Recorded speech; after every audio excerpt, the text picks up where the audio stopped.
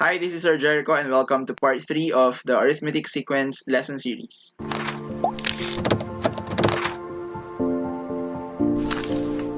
For this video, we're going to do 3 more examples. At bukod sa may pa-webcam tayo, bago din yung platform, I'm going to use Microsoft Whiteboard. So let's now go to, before we go to numbers 4, 5, and 6 examples, let's go back to the definition and the formula for the nth term of the arithmetic sequence. So we define arithmetic sequence as a sequence in which the difference between any two consecutive terms is a constant. The difference between the two consecutive terms is, of course, is what we call the common difference. Gagamitin ito mamaya. Take a look at this one. A sub 2 minus A sub 1 equals A sub 3 minus A sub 2. Basically, mga common difference yan. This is common difference, common difference, common difference, common difference. And of course, the formula for the nth term of the arithmetic sequence. First term, this is your first term. And of course, kung pang ilang term yung kailangan mo. D is the common difference. Let's now go to number 4. The first 3 terms of an arithmetic sequence are 2y minus 4, y plus 6, and 5y plus 1. What is the value of y and the 5th term of the sequence? So, medyo kakaibang problem to kasi walang sinabing meron palang sinabi. 5th term. We're going to look for 5th term, but of course, we're going to solve for y first. Okay? So, let's start. Sa problem na to, gagamitin natin yung this one, a sub 2 minus a sub 1, a sub 3 minus a sub 2. 2y minus 4, y plus 6, tsaka 5y plus 1. Ang first term mo ay 2y minus 4. Second term mo ay y plus 6. At third term mo ay 5y plus 3. So dahil alam natin that a sub 3 minus a sub 2 is equal to a sub 2 minus a sub 1. So all you have to do is to substitute all those terms dun sa equation natin and then solve for y. Ito natin blue. So we'll have 5y plus 1 minus, do not forget the parentheses, a sub 2, y plus 6 equals a sub 2 is y plus 6 minus a sub 1, 2y minus 4. Then, all you have to do is to remove the parentheses. Distribute yung mga negative. So we'll have 5y plus 1. So will become minus y minus 6 equals y plus 6 minus 2y. So we'll have minus times minus. Have plus 4. And then, pagsamahin niyo yung mga like terms, 5y minus y, that's 4y. 1 plus negative 6 is negative 5 equals y minus 2y is negative y. 6 plus 4 is 10.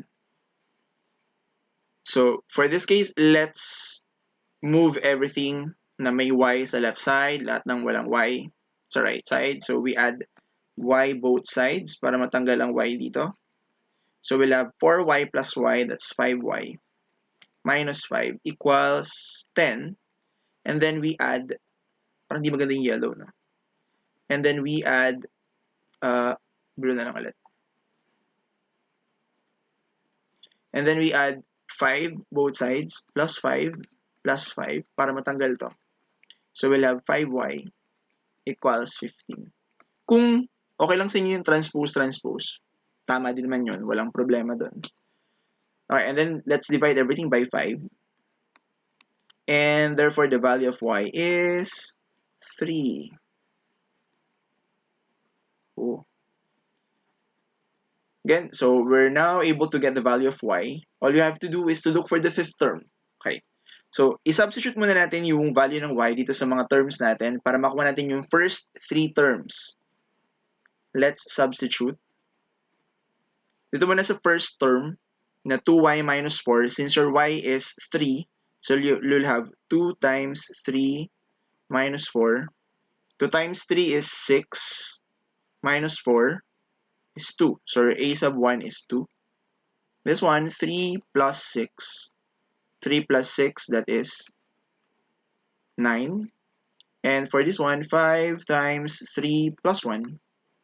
5 times 3 is 15 plus 1. That is 16.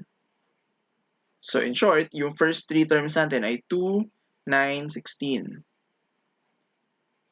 Ito lang. First 3 terms ay 2, 9, and 16. So ano yung common difference natin?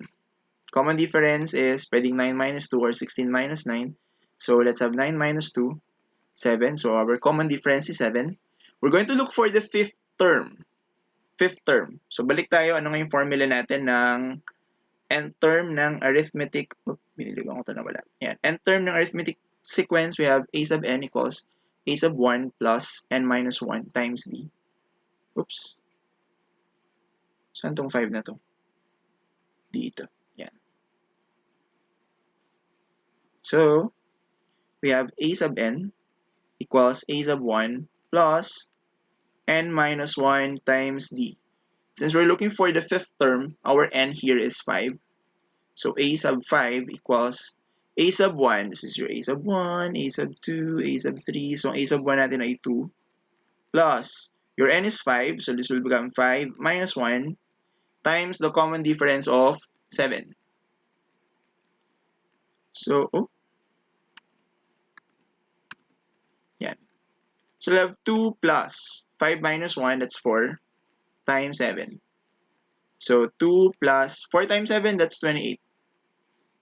Therefore, 2 plus 28, that's 30. And our fifth term is 30. Okay, let's do example number 5. The first 3 elements of an arithmetic sequence are 20, 16, 12. Which element is negative 96? Which element is negative 96? Pang ilang element? Which element? Sinong element? Tama? Sinong element? Which element is negative 96? So basically, we're going to solve for n. Okay. So the given values are a sub 1 is 20. Ito na sulat 20.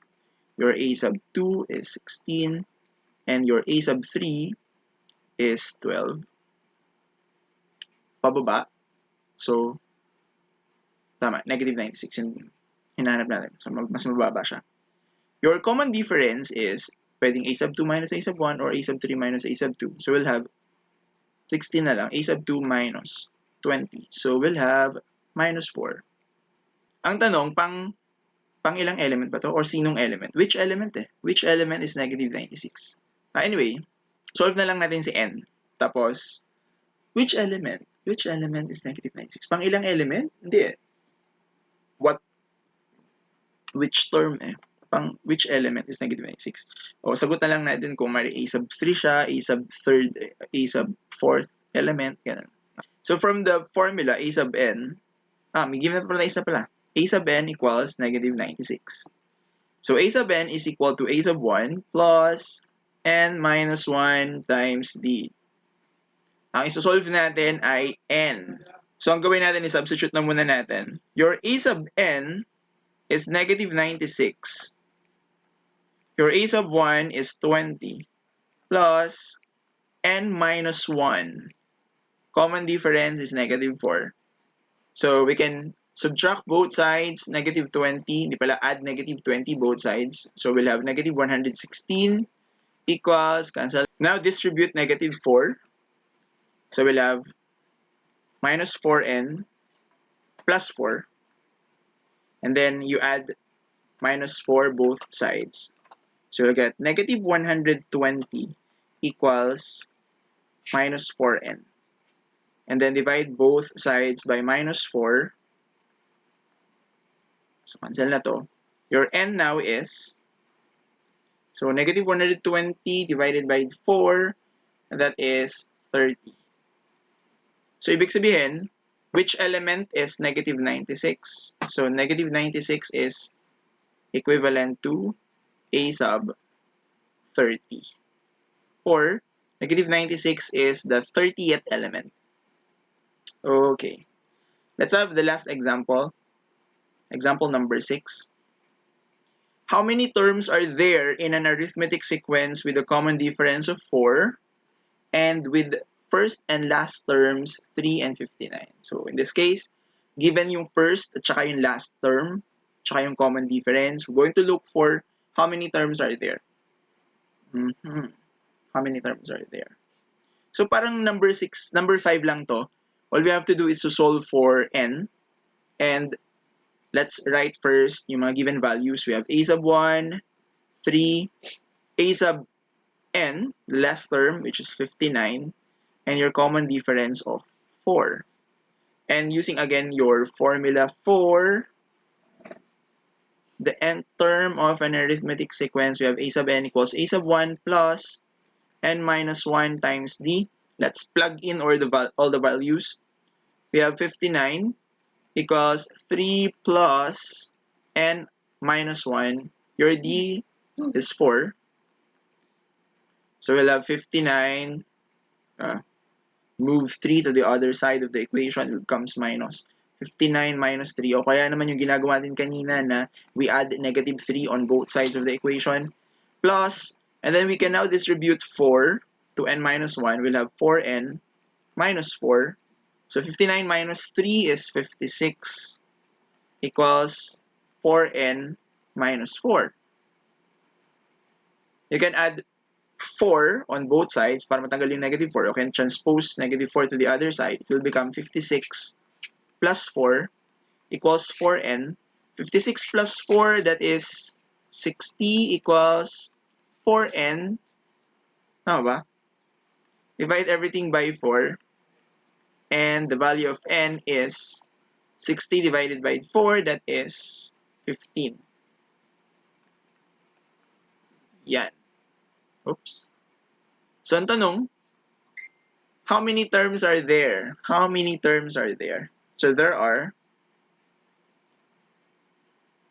So, from 3 to 59, common difference of 4, there are 15 terms. Okay. And that's it. So I hope may natutunan kayo sa video na to. Mag-comment kayo, mag-suggest kayo para ma-improve pa namin yung video. You can share this to your fellow incoming grade 10 students para may magawa din sila habang nasa bahay pa sila ngayon. If you learned something on this video, do not forget to like, share, and subscribe. Thank you. See you on my next video.